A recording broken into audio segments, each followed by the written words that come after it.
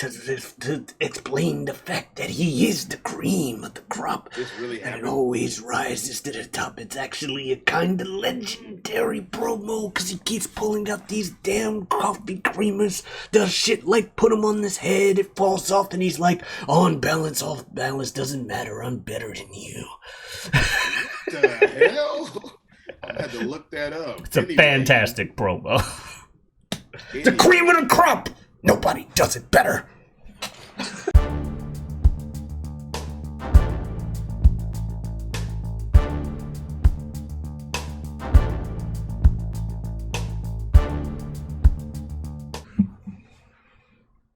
Oh. Know your role Derp. and shut your mouth. All right. You got it. Wait, because eyebrow. What's so funny? The fact that was so obvious and it took us a minute to think about it. And yeah. I know. We had just said it jokingly in the last episode. Yeah. Second I saw the eyebrow, I'm like, what? Oh yeah, it doesn't have to start with a K sound. It just has to start with the letter K. Therein lies the problem. Anyway, everybody, yes, this is the Whatever We Want podcast, and I am one of your hosts leading you on this journey.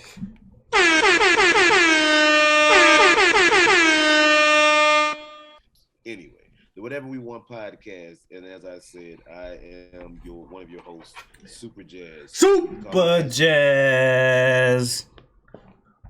As nature intended. You can call me SJ, JT, whatever you want, what have you in the like. And I am not just the host. Like I said, I am one of the hosts, and I am here with my best friend. Well, they know who it is, what's going on, when it's happening, where it's at, and why we're here today. How you doing? It is I, the sublimely magnificent, big ugly himself, Omari Ellis, feogrande on YouTube.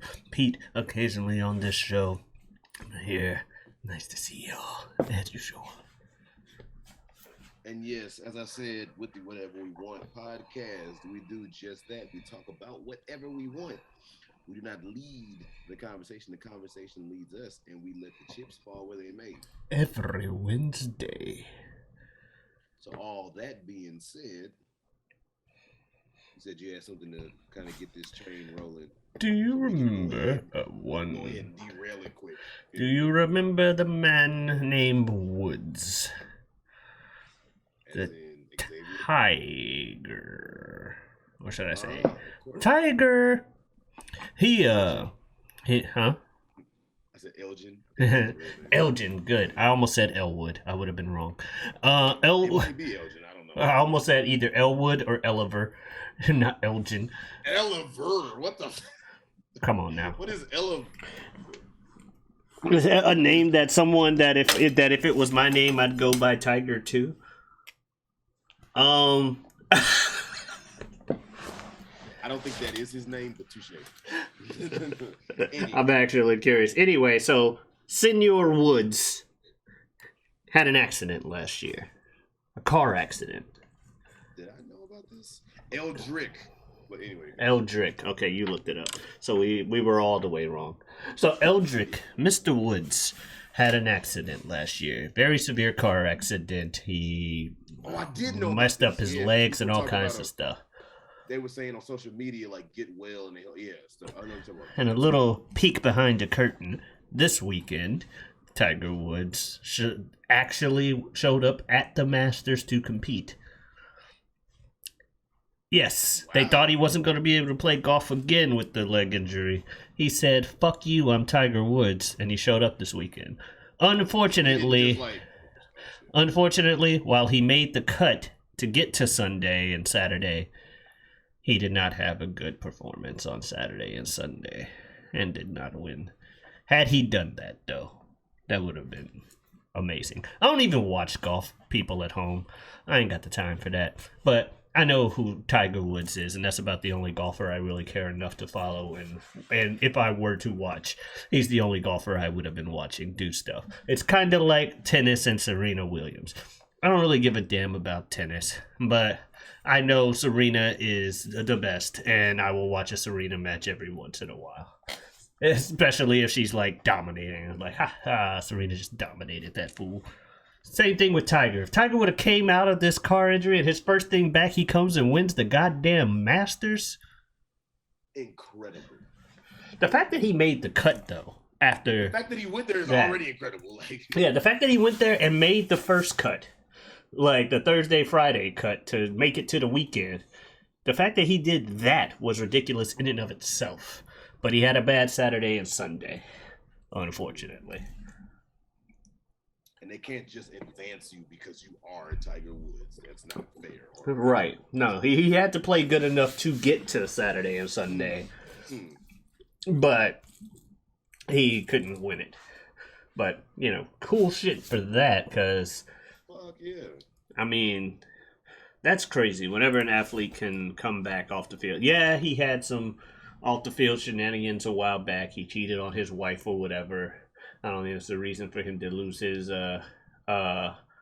golf career no more than I think a wife cheating on her husband would be a reason for her to lose her career. If you're good at what you do that. Now, if he beat his wife and other stuff, that's a whole nother story. But to my knowledge, and that's my not golf aficionado, not someone who feels like doing the Google research, I don't believe he beat his wife. I think he just cheated on her. And while that doesn't make him a good person, play golf. Whatever. I mean, there are worse things you could go out there for doing. You shouldn't cheat on your spouse, but there's worse things you could have done. Like, that's all I'm saying. Like, if he did beat her, yeah, kill him, murder him, do whatever you need to, you know, get him out of here. If he's a bad person, he's a bad person. I don't know enough about him. I just know he plays golf real good. Just for the people out there that are like, how dare you say congratulations to Tiger? Because, you know, nowadays, if someone has anything, any gray or black, or, that's a harsh way to say it. I wanted to say black because I wanted to emphasize it was worse than morally gray. But if they have any negative in their ledger, let's not color coded. If they have any negative in their ledger, you know, people don't want you saying anything positive about them these days. Well, I basically, to get back on to what you were talking of initially, I know what you're saying though. Like, there are those people that when you watch said thing or not, it's like it's the thing of cream always rises to the top, as they say. And when you watch, what in the hell is that? Oh, you don't know about the cream, but the crop. The cream always rises to the top. Yeah, it's a Macho Man promo where he keeps grabbing coffee creamers out to explain the fact that he is the cream of the crop. Really and it always rises to the top. It's actually a kind of legendary promo because he keeps pulling out these damn coffee creamers. Does shit like put him on his head, it falls off, and he's like, on balance, off balance, doesn't matter, I'm better than you. What the hell? I had to look that up. It's a fantastic promo. The cream of the crop! Nobody does it better. What the? I'm gonna look that shit up. Anyway, when I say cream always rises to the top, no matter if you watch said thing or not that the person is, you know, proficient in, there are some names that you just know about it. Like, I don't watch UFC. Everybody knows Conor McGregor. Yes. Like that shit. Same. Like, right. I don't watch UFC, but at the time, everybody knew Ronda Rousey. Still know her somewhat because of WWE. Same. What else? I didn't watch boxing too much. Everybody knew Tyson. Like, yeah. Floyd. So Tiger, huh? As well as Floyd Mayweather. Floyd Mayweather now, yeah. And then to a lesser, but not too much lesser extent, Pacquiao. I don't watch, like you said, like, right, I don't watch. That was the last boxing match I saw in a long time, and the last boxing match I'm gonna watch for some time. I didn't see it. Mayweather Pacquiao was not I know entertaining. I can find it, but that's what everybody says. The whole thing is, what's Floyd Mayweather's nickname? Floyd what Mayweather? Defensive. You have no idea. Undefeated. You either know what I'm saying and you're being an asshole, or you really don't know what I'm It's saying. money. Exactly. It's money. So there you go. So Floyd Mayweather, and this is nothing for me to condemn the dude. Floyd Mayweather knows how to get money. Yeah. That man is he knows what to do to make money. Good on him. And I'm not knocking him. I just don't have to be one of the people giving it to him. Mm-hmm. That's all I'm saying. Because I've heard, and this is me from hearing because I haven't watched it, so I probably shouldn't be talking that much on it. But everybody's talking about he more so fights defensive and doesn't try to hurry up and just end the bout like a Mike Tyson would. And he knows, well, if I drag this out and make it longer or whatever, maybe I'll get more eyes on it and people will want to watch it and blah, blah, blah, and, all this stuff. Cool. And then also, too, if you fight more defensive, you have less of a chance of getting hurt. And maybe at this stage of his career, he's not trying to get hurt. Yeah, when he used to knock people out early on in his career. And then he realized there's better way to do it for his own health and longevity in the sport, as well as make as much money as possible if he just plays point ball or point boxing, wins on points. Right. It ain't flashy, but he stays undefeated as long as he does his job right.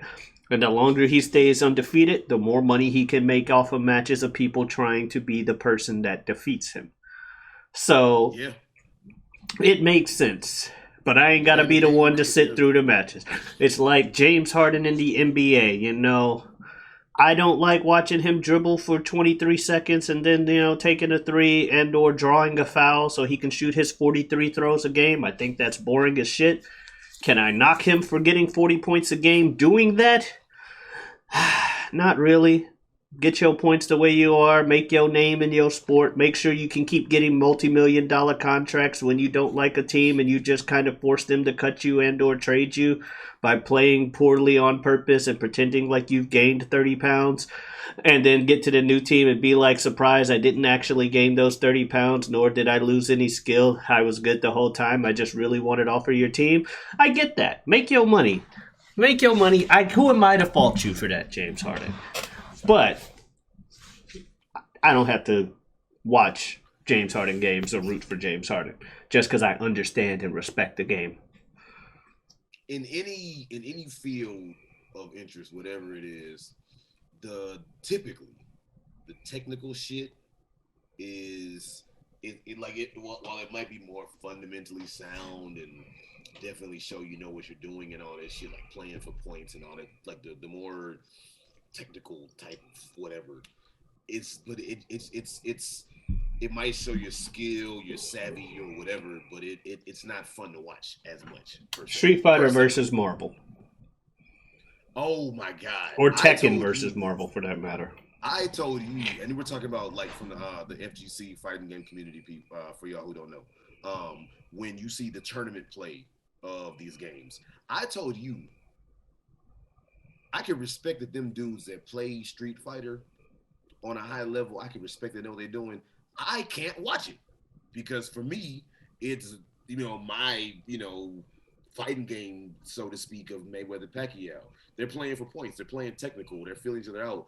That shit is boring as hell for me to watch because they're waiting to go in, then they do one punch and back up, and it makes so much sense. But for me, I'm like, nah. See, that would have been fine. It was the constant hugging for X amount of seconds and stuff like that. If they were really, for lack of a better term, if they were really playing footsies and spacing out each other's punches, barely dodge and whiff punish and punish him in his recovery from his throw that he does, to use fighting game terms.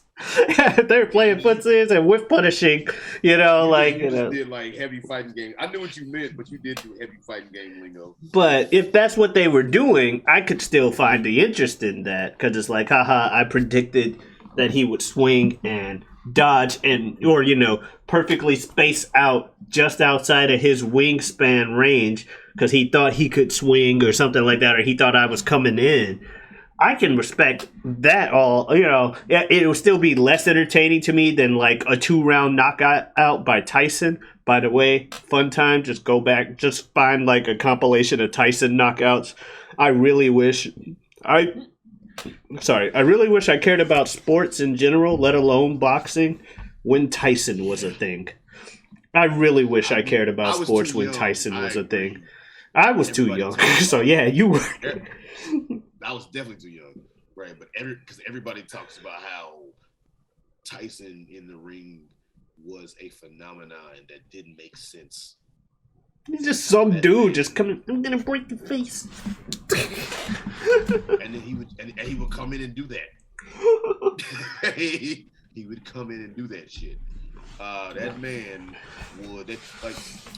My dad told me Mike Tyson was the kind of boxer that would fuck up a pay-per-view night. As far as like we're gonna order the pay-per-view, we're gonna get pizza and popcorn and have drinks, and we're gonna invite everybody over, everybody pull your money, and we're gonna have about 15-20 people over, and we're all gonna watch Mike Tyson versus whoever. And he said Tyson would fuck that shit up because he'd knock him out in the first and second round.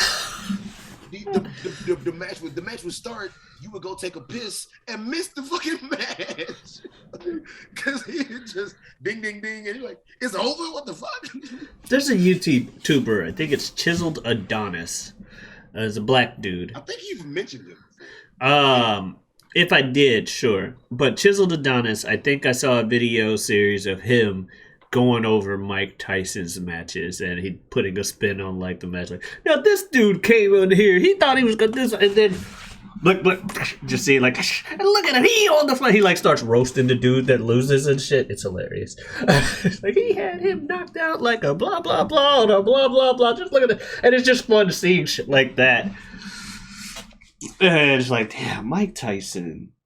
I would have been a boxing fan if I watched during Mike Tyson's time. Same thing with Muhammad Ali and anybody else that's technically on paper a greater fighter than Bison. Or I almost said Bison, than Tyson. You don't have to include Ali just to say Tyson. But Tyson seems like he would have been like, even if I saw Ali, knowing my taste in characters, I would have still been a Tyson fan. Because he just goes out there and just murders people. Not literally, at least that we know of. But he goes out there and figuratively murders people in the ring. Like a Broncosnar. That's why I like Brock Lesnar. What was I going to say? I mean, but it's like you said, like if you had seen it back then and seen the phenomenon that was Mike Tyson, that you probably would have become a boxing fan going forward. Because we grew up and we were old enough to remember. Not old enough to really have been watching. We were old enough to remember, which is why we always talk about wrestling, Attitude Era. And we started watching when The Rock and Stone Cold were so huge that we fell in love with wrestling and still watch it to this day. Exactly. For that reason. So it's basically one of those things where it's like, this shit was so good that you got into it because of this person or this thing. I actually have a kid at my job that got into wrestling because of the Ruthless Aggression era. That shows you how long that it's been and how old we are now. Yep. Because I was talking with some dude, because I remember 2 episodes ago, I mentioned the guy at work when I heard the Triple H retired. And the guy was like talking about old wrestling stuff and stuff. And he's like, what's your favorite round? I'm like, Attitude. And this kid's like, I was more of a Ruthless Aggression person. And the guy was about to say something. The dude that was a big Triple H fan was about to say something. I'm like, wait. How old are you? Like 20-something? Okay, see, he was born into the Ruthless Aggression era. Calm down, man. Don't just hate the guy because he doesn't know Attitude era. He's clearly younger than us. You know what I mean? Well, keeping it more like not going to yeah, I'm not gonna go into what era is better. No. I was gonna say not going to. I think I used this word a few episodes ago, but I think I'm using it without going too esoteric, I believe it fits here too, as far as like down the wrestling rabbit hole for people who don't watch wrestling as close as we do. The one thing that I think is crazy though is since we've been alive for like how many years, and when people like, you know, stop wrestling, whatever, you had Hogan, you had Rock Austin, you had Cena. There's no wrestler right now that transcends wrestling enough to be the wrestler of the last 5, 6, 7, 8, you know, years. Yeah, but They WWE's want it to definitely be trying to. Roman. I mean, the man's had the title for has not been pinned or submitted since 2019. But think about like what I mean is like when I say when Cena was wrestling, everybody knew Cena up to a point as his tenure started to increase, and then especially when he became a part timer. Obviously, it was at its peak, so everybody knew Rock and Stone Cold, and then at the time, everybody knew Hogan. There's a plethora, countless people that you could mention the name Roman Reigns to, and they won't know what the hell that means. He might be the. Conversely, I think he might be one of the only names they recognize because he's been everywhere. I would argue Brock Lesnar more so. The only reason that I can't say that Brock Lesnar is this era's Cena is because Brock Lesnar is not there enough to claim No, that title. he's not. No, Brock Lesnar's not face of the company type deal, but No, he's definitely more known in colloquial terms than a Roman because he has the whole legit fighting thing as well. Motherfucker went to UFC and won the heavyweight championship. Regardless of if you want to say there were roids or whatever involved, maybe there were. I mean, there's a high chance that Mark McGuire and Sammy Sosa were using steroids in the 90s, but they still had their home run records. So there's that. I think they confirmed it. I'm not sure, but they might have confirmed it with Mark. Sammy just tells you how good God is if you ask him about it. Like they had a thing on ESPN talking about that home run race between the two of them and talking about the foul out. I'm pretty sure they asked Sammy Sosa and he gave them the Ray Lewis defense of God is so good, ain't he?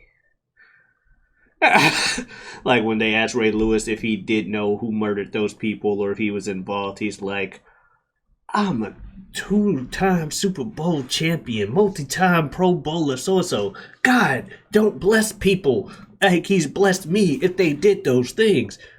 But did you do it? God is so good. God does not give his blessing to people. And it was the same thing with Sammy Sosa. Did you take steroids? God really treated me well, man. And here I am. I'm white now. I'm great. I do baseball. Baseball's a great sport. God is real good. But did you do the steroids? Dude, have you heard about Jesus? Deflection level A1. Like, what the hell? I will say this though, you're right about that. I'm white now. Sammy Sosa is he's definitely yeah, I don't want to get too much. I don't want to go too far. Do you? No. Well, in terms of him doing that, I'm not knocking him for doing it. But do you, Sammy? Whatever. Put it like this. He definitely looks that way. And we're not going to say either way whether he should or shouldn't. Okay, so. What was that last word? Yeah, exactly. So, all that being said, no, right, you get what I'm getting at. Yes. I get what you're getting at, but I randomly looked at my phone and saw when I was talking about wrestling where the Batista the betraying Rey Mysterio. You were supposed to be my friend. Now that's getting too far into we don't watch wrestling. That's why I just quickly laughed. I just said the line. It was a funny delivery of a line, people.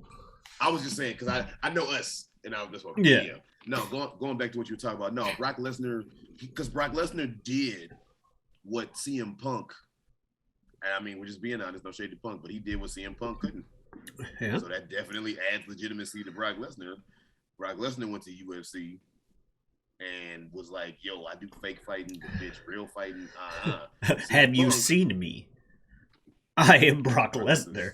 I am not a superstar. I am an ass kicker. I am Brock Lesnar. He doesn't sound like that. That is how he sounds. I'm sorry. Not Okay, so he's got much Mike Tyson syndrome. His voice does not match the way he looks. Okay. It's true. That said, it is all the more reason to be terrified of him. This is true because people who don't watch wrestling won't necessarily know Bobby Lashley. But Bobby Lashley back in the day's voice to Bobby Lashley now. Bobby Lashley's voice back in the day, you're a bastard. Bobby Lashley now, yeah, man. Hey, what's going on? It's just normal stuff. He still don't. Bobby don't sound the way he look either. Neither of them sound the way he look. Bobby sounds more intimidating than a Brock does.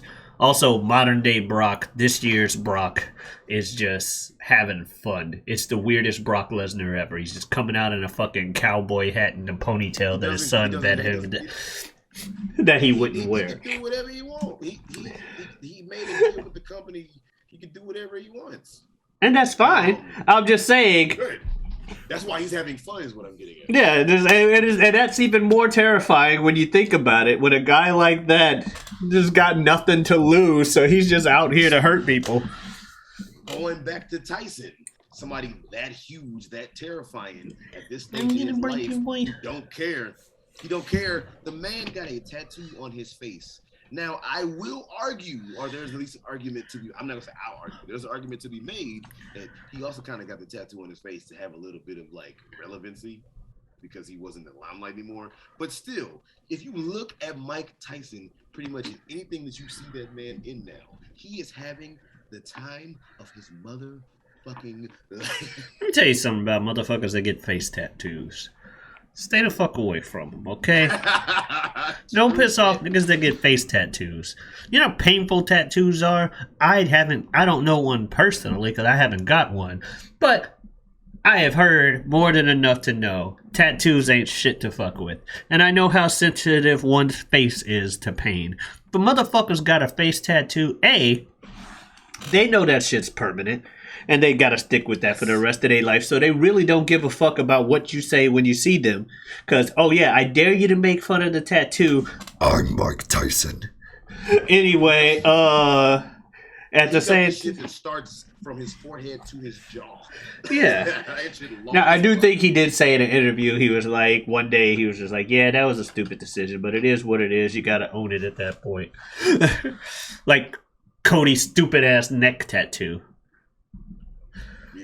But no, going to the like Mike Tyson, like you can see Mike Tyson now.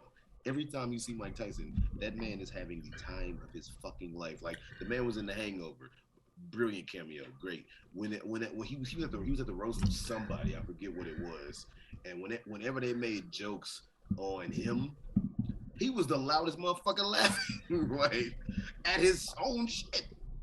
And you know them roasts of whoever on Comedy Central, that's some hard hitting, like, you know. Yeah, they go in. They go in hard, like hard.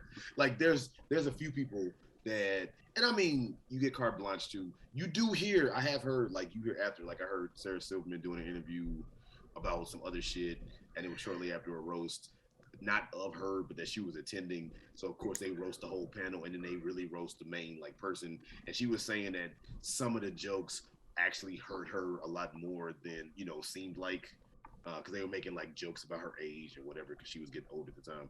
But anyway, no, them motherfuckers, they go in hard. Like the main people that you know who like made their name off of roasts that you didn't know beforehand per se, but you definitely knew afterward, because it was like, who is this person who's so fucking like just hard hitting? Like, oh shit. There's that one dude that's on every fucking roast. Well, I was gonna say there was this one dude who he actually ended up dying in a car accident. Rest in peace. But it was this dude, Greg Giraldo. Oh, he's dead? He died some years ago, actually. Oh shit! It was like they did like a whole like, you know, R.I.P. like tribute thing to him. The dude Anthony Jeselnik, who his whole image stand-up wise is crazy shock humor that's like incredibly fucked up. The man, Anthony Jeselnik, named his Netflix comedy special Fire in the Maternity Ward. Oh, God. That was the name of the special. So, yeah. And then you got Lisa Lampanelli, who I'm not the She been around for a minute. but she be going.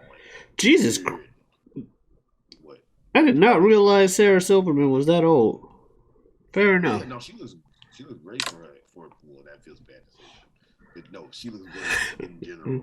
I'm not gonna lie. I thought she was closer to my age. But no, so that's one thing, honestly, too. Like I said, is you would assume, and maybe sometimes you could see a little, but you don't realize as much as those jokes may actually really be hurting their feelings than what they let on. Because like I said, I found out, like, I kind of figured, but I'm like, well, she's big time stand-up. She's been doing it for a long time. A lot of her image is kind of, I'm going to talk shit about everything. I'm about to say, she went in on some people on Roast Her Damn Self. But no, and it made me think, like, if she was talking about how, like, she didn't like some of the stuff, it kind of made me think, what do other people think about? Comedians talking about people and then them getting mad about it. I was gonna get there. What I was gonna say real quick was about the roast thing. Because, like, for instance, Caitlyn Jenner, when Caitlyn Jenner went to the roast, she said no jokes about, I think it was a car accident that somebody died in, and no jokes about her transition. Okay, I'm about to say, what car accident?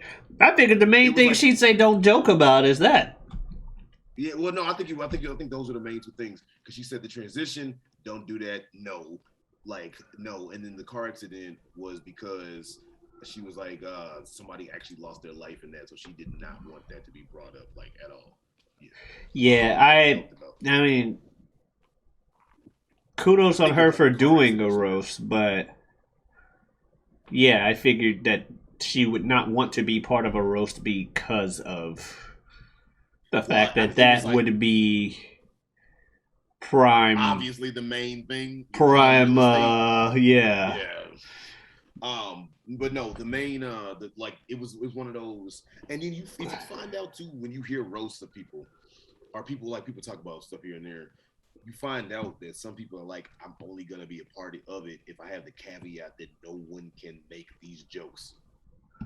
Yeah, but there are like some people where there's some people where people just are like, this is the well we go to every time we do this. Like you mentioned Lisa Lampanelli, something I noticed that because the roasters don't just talk about the main person, they talk about all the people on stage. They talk about everybody. And one of the main go-tos they have with Lisa Lampanelli is that she apparently likes to sleep with black guys. Apparently, that's like her main thing. According to like their jokes, they go there like almost every fucking time, and I'm like, so if there is a well, no matter how deep, or a horse, no matter how dead it is, they will go to that well. They will beat that dead horse because you're here at the comedy special. You're here at the roast, and we going in on everybody, no matter how lowbrow the joke is. So that's why I was surprised when you said that Caitlyn Jenner even had a roast. I'm like, oh, she is setting herself up for disappointment. But that was the caveat, was you're not doing that. But that's like the roast of William Shatner, George Takei. I'm not sure exactly how you pronounce his name. Yeah, George Takei. He's very openly gay and okay with it. But yes. When they did the roast to him, like, it was so many jokes about him or Mr. Sulu being gay. Yeah. So, yeah. Like, that's what I'm saying. They will go to the most obvious thing to make you at least a little upset. They're not necessarily trying to hurt your feelings, but they want you to be impacted by the joke. They're trying to press your buttons. And like I'm sorry. Like I have said in the past that I play people like I play fighting games. I like to press buttons. And so I press buttons a lot. I like to press buttons. So I get it. But there are also buttons I know I shouldn't press, in which case it's like, well, I'm not gonna, like, I don't know Caitlyn Jenner, but, and because I don't know anything about Caitlyn Jenner, I would not sign up for a roast of Caitlyn Jenner, because it's like, what do I talk about? What do I talk about? Oh, I can't talk about that. I'm not gonna talk about Caitlyn Jenner. Well, you got to think about it too. A lot of comedians go up there, whether they got no names, small names, or big names. Those comedians go up there because they're like, ooh, this is my chance. I can't wait to tell all these fucked up jokes about everybody, because that's what they do. Their career is and fucking Jeffrey Ross, the other guy I was talking about when I said the guy that's at every fucking roast. Yeah. That dude goes in on everybody as harsh as possible. A lot of comedians will tell you, when you hang around comedians, a lot of them will tell you that I got my nerve, I got my like thick skin or whatever, I'm hanging from other comedians when we're just hanging in the back, because they shun your ass so hard, pick at you, and you better be able to take it and give it back. So to most comedians, at least from what I hear, to most comedians, they get used to and like talking shit about each other, no matter how hardcore. So they can't wait to do about everybody else. Which is why they laugh until they get a stern look, and then they slap the shit out of you. Yeah. So, well, only one of them was comedian in that instance, but all I'm gonna say is Will Smith's not funny. Doesn't do comedy stuff. Comedic actor is not comedian. But all I'm gonna say is keep my podcast name out your fucking mouth. Yes, keep my podcast. I'm not about to yell that shit. This dude. See, like I understand. I understand that saying Jada is without hair is considered harsh because she has alopecia. I only have partial alopecia. I have bald spots on the back of my head that I didn't know this. Can't grow hair anymore. But they're small and insignificant. It's not my whole head. Yep. It was a result of the folliculitis decalvans that I had at one point. What in the fuck? So folliculitis, the root, you know what itis generally comes from. The root word of it being follicle means it had to do with my hair. I had bumps and stuff. Essentially, going unchecked, said bumps might bust open and leave scars and stuff. Folliculitis decalvans is like that, but turned up, where it's like a severe case of folliculitis. Long-term shorts. I had that at one point. I think now it's like kind of folliculitis. It's a lot better in control than it was years ago before I went to a doctor about it. But the fact is, I took too long to see a doctor about it. And certain spots where those bumps happen, they just can't grow hair anymore. Just a second. No. That shit sounds disgusting. I know, I'm fucking. But yeah, so I have very partial alopecia myself. And I get it. I got mad at someone who made fun of like me having bald spots in the back of my head at one point. Oh shit. Really? But it's not like I get mad every day, every time somebody mentions it or something like that. But it happened once, so I can understand why if your whole head was suffering from alopecia, you wouldn't like it. At the same time, like you said, you hang around comedians, they're gonna go or something. My thing is, did Chris Rock step out of line? More than likely. He more than likely was in the wrong. I'm gonna go ahead and say that I'm not here to defend Chris Rock. What I am gonna say is, Will Smith, especially after being caught on camera laughing at the joke, didn't need to go on stage and slap him. Slap him backstage. Pull him aside. You're the first person that I heard say slap him backstage. Pull him aside and talk to him. Cut you off. Pull him aside and talk to him and say, hey, that ain't cool. Jada was upset. You didn't need to walk on stage and slap the man because that sets a precedent, unless you're met with overly severe punishment. That sets a precedent that, a comedian makes fun of someone in the audience, just go up there and slap the comedian. Take out the thing on him. They're not as if it's, you know what I'm saying? That sets a precedent, which is why the punishment was as severe as it was, because they're trying to nip that kind of behavior in the bud. Because with all the hecklers that go in the crowd and say all the shit against comedians, if they go, if the comedian tries to say something about people in the crowd as well, I can just go up and slap the motherfucker or punch the motherfucker or whatever. Yeah, you want to kind of nip that behavior early on.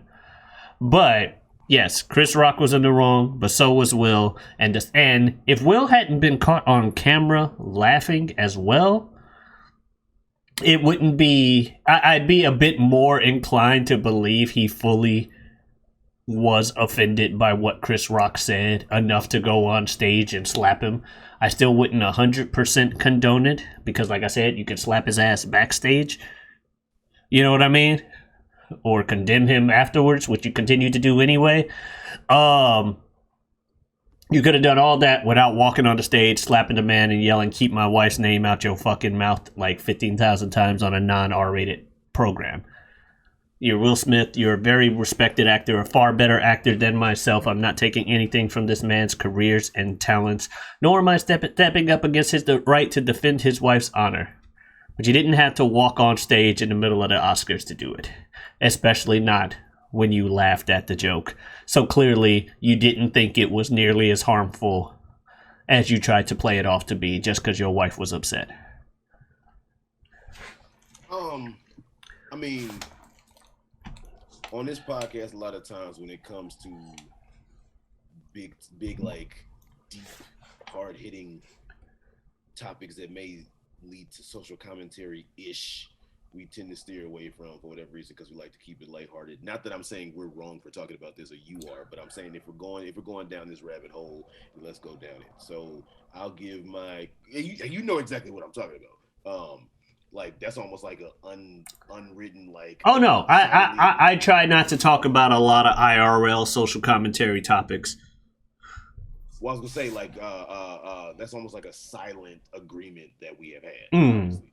But what I was gonna say is with the Chris Rock, Will Smith incident featuring Jada Pinkett Smith, right?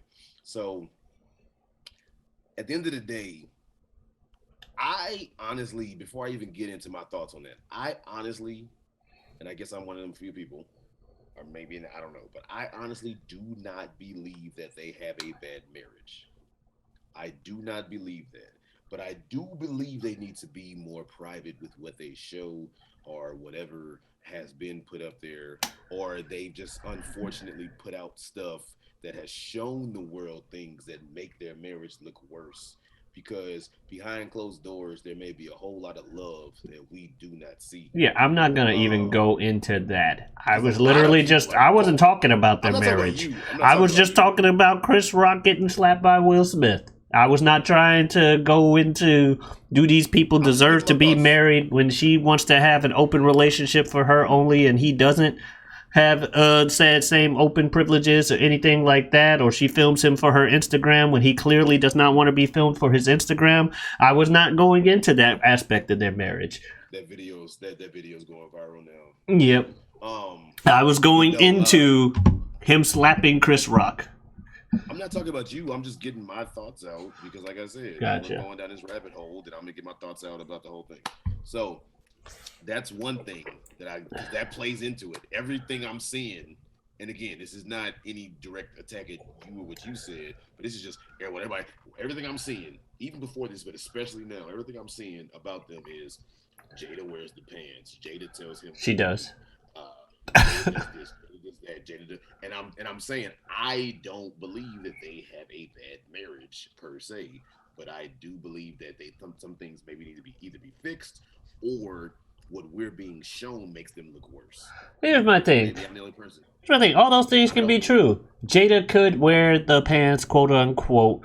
Jada could wear the pants, and she definitely does. We've seen it. We've seen enough footage to know that that's what happens. So I don't care so much about the who wears the pants argument in this thing. When it comes to all the other stuff, at the end of the day, Will Smith is rich as all shit. He's more of a successful star than Jada.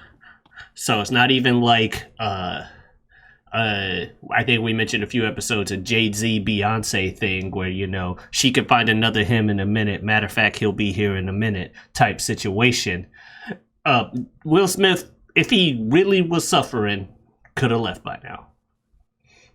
So clearly he enjoys their relationship. So I'm not here to tell them they have a bad marriage because clearly it works for them.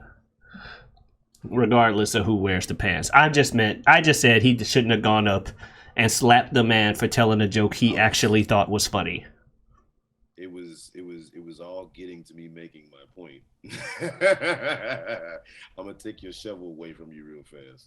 How's that a shovel? Anyway. I said I agreed with you. That's their marriage. I know, man. I know. Don't worry about it.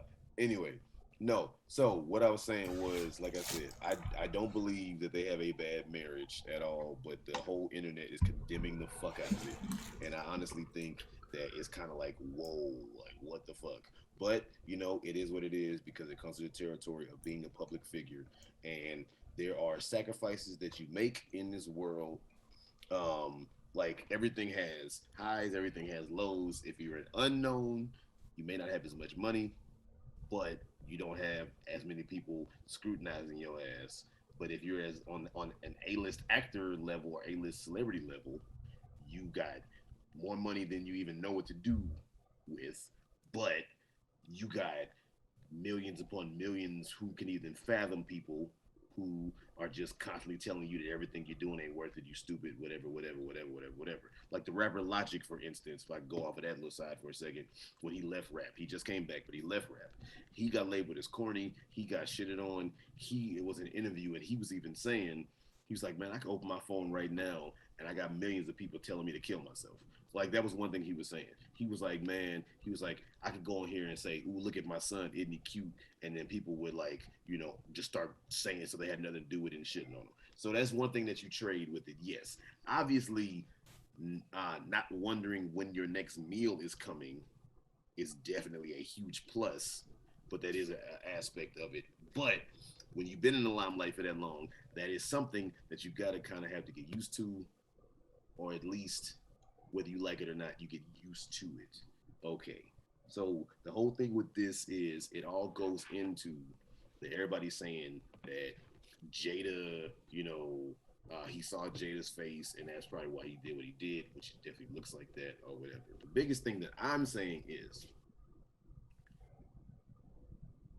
that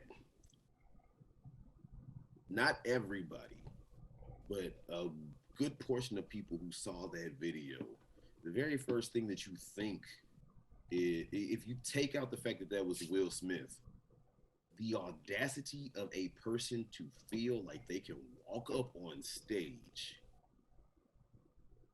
while someone is giving a presentation in the first place. And then you slap the dude, which very much was uncalled for, and then the yelling and screaming and all that afterwards. That, in and of itself, the yelling and screaming afterwards is what makes me think that no way in hell that was staged and everything about that. Oh, yeah. It was staged. If it was staged, why would you stage that? Like, he could have played it off if he didn't do the whole... And Chris Rock tried to play it off. He's like, damn, Will Smith just slapped the shit out of me. Ha ha, we'll move on. Keep my wife's name out of it. Okay, man. Yeah, that was like... Keep my wife's name. Okay, damn. It was a G.I. Jane. That's why he was like, Dude, it was a G.I. Jane joke. It wasn't even like I was like, oh hey, Craziness. I hear you're gonna have a whole bunch of roles. It's good to see you as Charles Xavier in the upcoming movie, or some shit like that. It was, if I remember correctly, and y'all can correct me out there, America. Last I checked, G.I. Jane was a positive movie about females. I think it's about female empowerment. Yeah. To So an extent. I haven't seen it. where Demi Moore happened to cut her hair to be fitting in with the military. 'Cause she had to be So in the military. if there was a G.I. Jane 2 where the character had to cut their hair, and Jada is a fantastic actress in a sequel to a women's empowerment movie, okay, we get that you made the joke because she's bald, but at the same time, she'd make a good badass female character that happens to be bald. That's why I'm like, that's why Chris Rock's like, that was a little one, that was a nice one. Now we'll move on. Right. Now, like I said, I said earlier that Chris Rock clearly was also in the wrong. He's not blameless in this. But again, if Jada wasn't laughing, like he thought it was a button that he could press without serious consequences. Yeah, she'd be like, God damn it. Yeah, you got me. You know, type of deal. But she'd move on just because he was about to go in on other celebrities too, probably harsher. Especially when he followed up with, like, that's a nice one. Now. Like, so he was about to go in way harder on somebody else. And Well, because he had just told the joke about Javier Bardem and his wife, and how, like, you know, if he wins, she wins. He can't win, or something like that. You know, if she don't win, he can't. You know, like he's joking about everybody. That's why I said, yeah, the whole idea of comedy is it only works if everybody can get it. Well, that's why I said the whole thing of, you get to that level, people are talking mess about you, mess, quote unquote, talking, like, making jokes on your behalf. But they do, a lot of times it goes way worse to insulting.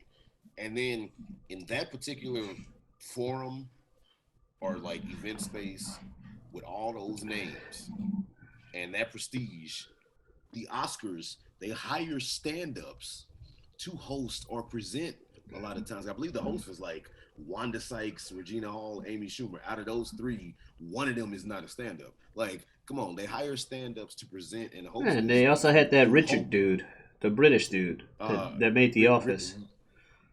Ricky Gervais, he was on the Golden Globes. Yeah, Ricky Gervais. A few years ago. Yeah, and he was way worse. But they hired them to make these jokes about people to try and get viewership. But the whole thing is, you know, when you're here, especially if you're a public figure, they're gonna take little light jabs at you. That's just what they do. They just do this. When you go to the Grammys, they're gonna take light jabs at the music artists. That's their job, to go out there and entertain the crowd by making them laugh. And at the end of the day, you're a celebrity. You have way more money than any of these other people on TV that might also try to go in on that. Like, you have succeeded at life and they have not. This is in no defense of Will Smith whatsoever. I will say that to an extent, I understand, not the slap, not the screaming. I understand the upset. Because for the last few years, everybody been talking about his marriage and running that through the ringer. So I can understand him getting upset. That's not even where he went. You gotta let me. I understand the upset. What he did was way too much in general, let alone with his name, let alone to someone else with the name of Chris Rock, let alone in that setting. Yeah, if I had made the joke and he walked up and slapped me, I'd be mad. I'm not just saying it's only because he did it to Chris Rock and stuff. I'm saying the situation didn't call for him walking up on stage and slapping the man. Not at all. Now, like I said, and I'm not against him slapping the man because his wife was offended. Slap her backstage. That's all I said. Slap him backstage. Slap him backstage. You slipped up his sis. Slap her. Wait, whoa! Everybody watching, that was a Freudian slip. Oh shit! Doesn't Freudian slip make it worse when you say that? Freudian slip means that you accidentally said it didn't mean so. Well, it means you accidentally said it, but I thought Freudian slip means that's what you're really thinking at the time. Because Freud was fucked up in the head. Well, I mean, okay, if you want, because Freud was all about penises and penis envy and all this shit. We ain't got enough time to go down that rabbit hole. I mean, those are Freudian concepts. But no, if you really want to go into Freudian slip, because that's not how I meant it. I meant it in like the lightest. Gotcha. The definition, which means that you just accidentally slipped up. I did accidentally say the term her. I did mean him. No. But I mean, technically, Freudian slip, if you want to go there, technically, Freudian slip would mean that you accidentally said it because that is the most like forefront thought on your mind. Yeah, that's why I was like, hold on before you call this. Yeah, I was like, before you call this a Freudian slip, no, I'm not saying Will should have slapped Jada for being mad at Chris Rock's joke. No, he should have slapped Chris. Like you're trying to cover for it, but you really no, that's not what I was trying. He should have slapped, slap Chris. He offended your wife, but don't do it on stage in front of millions. You also probably wouldn't have been banned from the Oscar for 10 years afterwards or had to step down from the Academy. Do I think he deserved to be banned for 10 years / disbarred from the Academy? No. Dude's wife was offended. He tried to defend her honor. I'm not upset. I'm not upset with him getting banned from the Oscars. I don't know about 10 years. I'm not upset. Considering the active racists that have also had shenanigans happen on the Oscars, and they be perfectly fine, Will shouldn't have been banned for 10 years. Like I said, that's all I'm saying. Like I said, we normally don't go down like social commentary on this podcast, right? But if we really want to go down that route of what you're talking about, because I very much agree with what you're saying, with what you said, but there's only but so much I can somewhat say to Will Smith and Jada, because when Concussion was not in the running, they were saying Oscars so white and trying to say boycott the Oscars, and then 6 years later they're sitting front and center. Yeah, and all right, so I had the editor take it out. I had the editor take it out of a previous episode, like 2 episodes ago, where I said the Oscars and Grammys are racist. But yeah, they are. And here's another bombshell for people who don't know out there: the entire world is racist, not just against black people, not just against any race. Everybody's racist against the other race. You go to any fucking country and try to like live there permanently, you're gonna be met with a lot of opposition. I had an Asian friend that went to Nigeria recently for work, and he was talking about how the cops where he would pull people over, and the same way people, talk about cops treating black people here, trying to make up crimes and stuff about them. You're a tourist and you clearly ain't from around these parts. You better make sure you are as up to date with whatever. And that is the way it is. Like, different countries have different things and stuff like that. And it sucks. It sucks. I'm not condoning racism, people. I'm saying it is a part of life. And we can't just act like it's only an American problem. Doesn't get fixed that way. You know what I mean? The more we try to say only one particular group or only one particular section of the world does this, the more easy it is to ignore the issue and put it off. It basically goes to the term xenophobia, right? Yeah. Because humans, in and of the innate sense of ourselves, we're a pack animal. We have a level of xenophobia that is just within us, and we're a pack animal. Exactly, and it just depends on what area you are in and how xenophobic said area being city, state, country, province, whatever you want to call it. So it just depends on what area you're in. depends on how xenophobic. So that what country is not may racist? be. I'm not saying that a country is or isn't racist. I said it just depends on how xenophobic they are. Because or it depends on how ingrained the xenophobia is within said country, probably compared to others. Okay, fair. You did say xenophobia instead of racism. What country is not xenophobic? I'm not saying that any country isn't xenophobic. I'm just saying that some may be more than others because they may have more of the ingrained xenophobia within said area, not just being country, but in general. Like some places, it may have started more, lasted more, benefited, the people who, the vast community of that area that populated it. It may have benefited them more for a longer amount of time, so it's more ingrained. So then, therefore, that area. But I'm not saying that anybody doesn't have some level of it.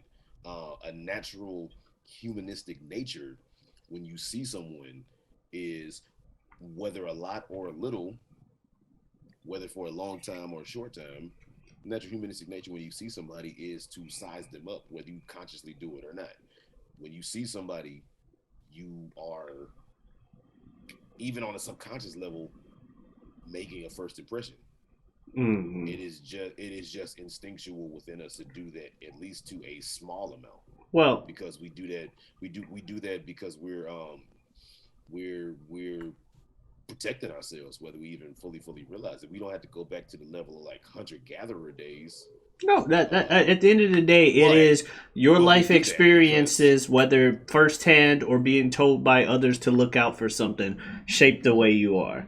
And one of the main things that I have stated numerous times on this channel and other channels is one of the things that matters the most to humanity as a whole is self-image and self-worth, and how they justify their own existence via their self-image and self-worth. Now, there are people out there, not saying they're in the wrong for doing so, but there are people out there who base a lot of their self-worth on what others think about them. That doesn't mean that's not their own self-worth. They just need a source to get that information from. Like, okay, I think this, but clearly everybody else is telling me otherwise, so maybe that's the truth one. So they base their self-worth off of what they hear from other people.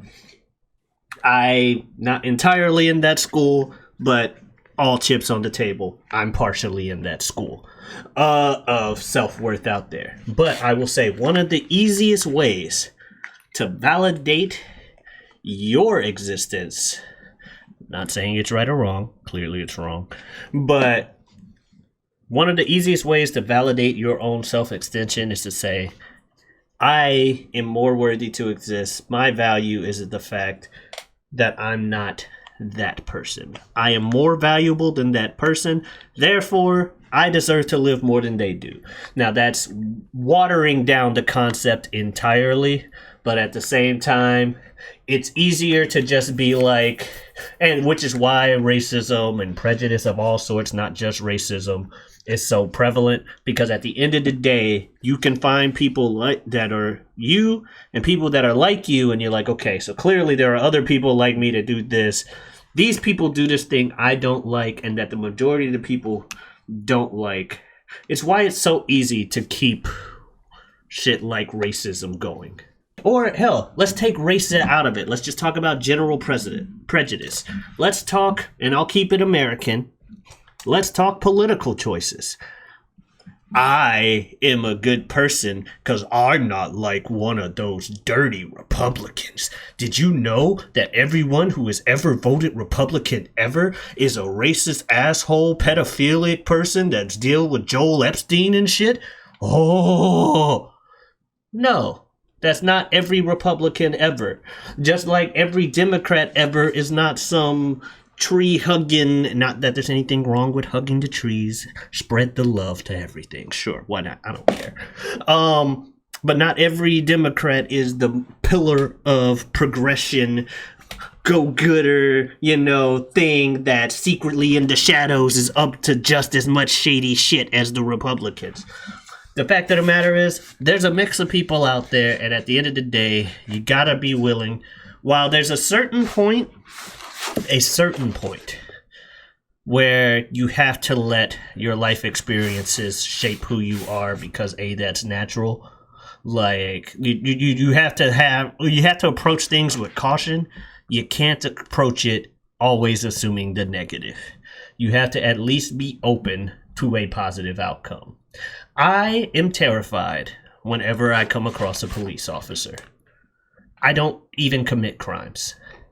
But I know, hey, I'm outside and I am walking, and that is a police car. If that guy wanted, he could stop me, pull out his gun, shoot me in the head, and he'd probably get a congressional medal for it. Despite my doing nothing wrong. That is just the fact of life. However, do I turn around? Do I see a police officer come? Let's say when I was still working in food service, come into my store and I'm like, we don't serve your kind around here, or I treat them like shit because they're a cop? No, I try to get on an amicable thing because just because you're a cop don't mean you're one of those cops. Am I still scared of you because I see a gun on your waist and I know that, hey, I said no lettuce, you damn monkey, and they shoot me in the face could happen? Yes. I'm well aware that's a possibility. And I'm terrified, but I also know I can't assume that to be 100% guarantee like most people try to do. And it goes both ways. Just like he can't assume that I'm gonna go ahead and be like, here's your sandwich, motherfucker, and then say, fuck you, extra bacon, because I know your fat pig ass likes it, stupid ass, honky ass cracker, and then just try to attack him because he's a cop. He can't assume that about me, just like I can't assume he's gonna shoot me in the face. Now, granted, I wouldn't be able to get away with doing that, like he would get away with being able to shoot me in the face, but the fact of the matter is, you have to understand that not everybody is the worst version of what they look at like, but you can at least subconsciously keep that in your mind. Or whether or not you keep that in your mind subconsciously, you have to at least be willing to accept the possibility that maybe this time won't be like that. And luckily, the cops I've happened to come across throughout my life have not been the racist type. And if they were, they weren't the shoot me in the face type. Except for one, maybe, who reached for his gun when I was looking for my ID.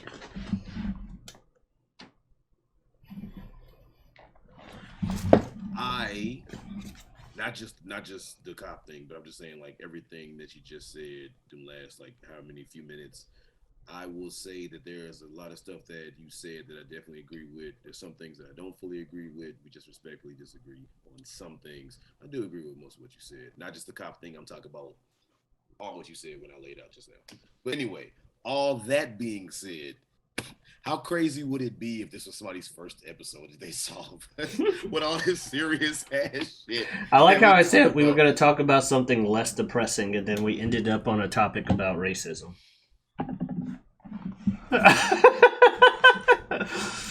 And before that, we over here talking about fucking like the logistics of like someone's marriage and marriage in general and all this. Like, whoa, less depressing. And then, well, we said that their marriage is probably a good one. To be fair, in that regard. Touche, but just the seriousness of it, and it was like lighthearted at first of us talking about motherfucking like, oh man, Tyson and like this and this and wrestling. Yeah, and then it was just like, what happened? anyway, this is why we do try to keep the podcast lighthearted at times, but you're not gonna end up hitting your 30s and not having a few opinions on the world. So there you go. Because you see it for what it is. If you do feel so inclined to actually leave a comment on some of the things that you heard in the episode, things that you didn't hear in the episode, just comment in general. Let's keep this dialogue going, and we would actually love to engage with you guys about whatever. I would say, at the very least, because of what we talked about, let's try to at least keep it civil, maybe, hopefully. But if y'all want to talk about whatever, just say whatever. We'd like to keep a dialogue going with you guys. All that being said, if you would like to go ahead and follow us on our respective socials, you can go ahead and look for me anywhere you stream your music. Speaking of Grammys, I actually do make music from time to time. I'm an MC. So if you would like to look for my things, you can go ahead and look for Superjaz. That's all one word. It is spelled Superjaz. And on anywhere you stream your music, I have just released October My Secret Identity, which was my solo debut album, every word spelled correctly. You may have to put in Superjaz My Secret Identity because I'm not that famous yet. Also, if you would like to follow me on Twitter, you can look up Superjaz2. So that would be the word Superjaz number 2. And of course, Instagram, you can follow me under Forever Superjaz, the word forever spelled correctly. Where can they find you, man? Well, you can find me here every week, every Wednesday, on the Whatever We Want podcast. You can also find me elsewhere on YouTube under feogrande. That's Feo Grande. You can also find me on Twitter or on Twitch at Giotavi. That is Giotavi. Come on in, stop on by. You were looking at what I was doing. I had some stuff on my desk and I was trying to blow it off. I see. Anyway, no, everybody, we got a little more serious in this episode than we normally do, but it happens sometimes. There's a difference between respectfully disagreeing and just outright telling someone you're stupid. So, we can easily respectfully disagree and still like a person. Just throwing that out there. People have opinions. There's a difference between having an opinion and stating yours as fact, which I don't believe either of us did. But all that being said, all respect to y'all for watching, listening, and what have you. And oh yeah, I was not trying to say anything anti other people's races. I was not trying to be anti-white, anti-black, anti-Asian, anti-Hispanic, Middle Eastern, etc. I'm saying that everybody has flaws and everybody has positives, pros and cons for all. Well, we did this on the last episode and we see what happened. So let's try this again. What are we going to talk about next time?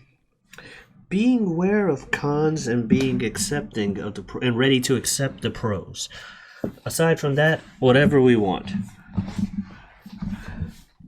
Oh man, we don't know what we're gonna talk about next time, but we'll see. Be nice to say everybody.